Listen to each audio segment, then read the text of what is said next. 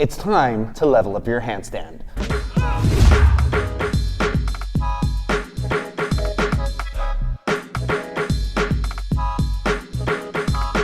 What's up guys, and welcome to a new video right here by your man, Coach Sambo, your online b-boy coach. And welcome in beautiful Nanjing, China, where I've been spending a lot of my time recently training and coaching the Chinese Olympic breaking team. So that's why there's the Olympic logo in the back. So anyways, give me 5 motherfucking push-ups. This knowledge ain't for free. So in this video, I'm gonna be sharing a lot of different tips and exercises to help you out on your handstand. And it doesn't even matter if you're a beginner or you're quite experienced, there are tons of different exercises in this video that are gonna help every single one of you out. So just make sure you do those push-ups. Now, of course, being able to do a good handstand is the perfect foundation for tons of different moves. Moves like Airflares, one-hand hops, Airbabies, and like a gazillion other moves. And talking about these different moves, I just want to remind you that I have tons of different videos on these moves that you can find on my YouTube channel. I'll add a bunch of links in the description of things that you can learn if you master a decent handstand. So of course, we're going to start off with the frog stand. The frog stand is my secret to helping people out learn a decent handstand. And to be honest, when I was a young kid learning how to break, I didn't have a lot of space back home. So I used to do a lot of frog stands. And that's how I developed my strength to be able to execute a handstand. Now to learn a frog stand, you just want to start in a squat position, stick the elbows on the inside of your knees, both hands on the floor,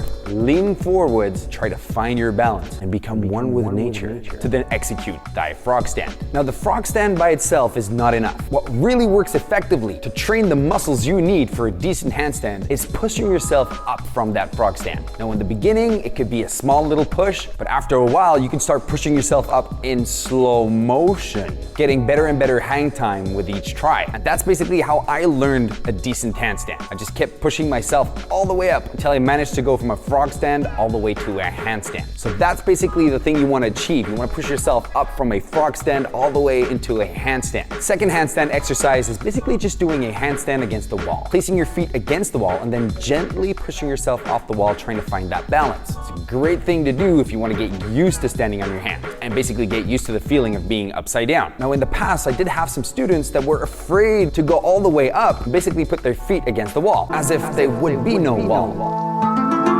You might have that same issue as well. Well, let me just remind you that the wall is not going anywhere and it's all in your head. However, if this is an issue for you, the best thing you can do is just turn around and then just walk up the wall to a point where you start to raise your hips and your legs just higher and higher and higher. But still, I recommend just doing the traditional handstand against the wall, where you just basically trust the laws of gravity. The wall is there and it's gonna catch you and prevent you from falling backwards. Don't stand too close to the wall, and obviously don't stand too far away from the wall, because then you might fall over and gain trust issues. The next tip or exercise I want to share with you guys is also a great one to help you trust the handstand and get rid of that paranoia feeling of falling backwards. This one is just doing a handstand and then basically just falling over and rolling out of your handstand. What you want to avoid is falling backwards and not rolling at all, because that could lead to some, let's just say, some unpleasant experiences.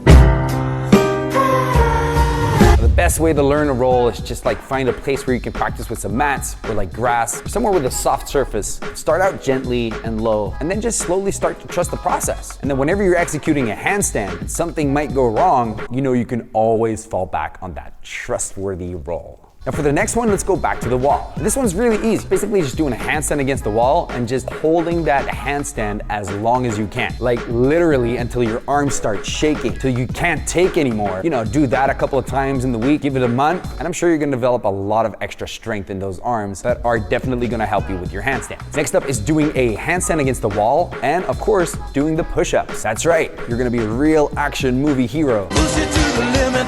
Just doing a handstand against the wall, just doing as much push-ups as you can, maybe doing like 3 sets. Also just a great way to develop shoulder and arm strength that is, of course, gonna help you with your handstands. Moving on to a next exercise, and we're slowly gonna make it more and more difficult. But if you're a beginner, you wanna keep track of these exercises so you can do them somewhere in the future. And this next one is just doing a handstand and then following your balance and stepping in certain directions. It kind of reminds me of somebody who's been drinking too much alcohol and that's walking over the street a little drunk. That person has a lot of balance issues, which you probably have with your handstand at this point. You're losing balance, however, you're walking or steering in the direction of the fall to catch yourself and just prevent you from falling over. It's a great thing to do with your handstands as well. Get into your handstand, try and hold your handstand as long as you can, but if you feel you're losing balance and falling into a certain direction, walk in that direction and try to hold that handstand as long as you can. Next up is basically just walking long distances in handstand. And you can do this one forwards, you can do it backwards, you can also do it sideways. I recommend doing it in every single direction, so you become the master of your handstand. And ultimately, you can start using your handstand however you want, to then start cooking your own shit.